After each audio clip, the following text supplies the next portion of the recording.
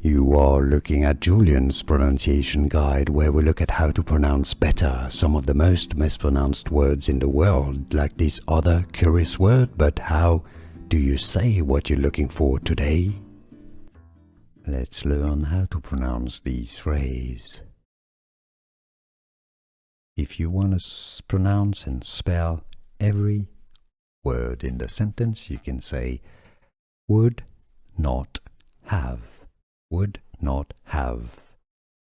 You can also say wouldn't have. Wouldn't, if you make a contraction. Wouldn't have. Now, in general, fluent everyday conversation, many people, especially in the US, pronounce it as wouldn't have, wouldn't have, wouldn't have. I wouldn't have done that. I wouldn't have done that.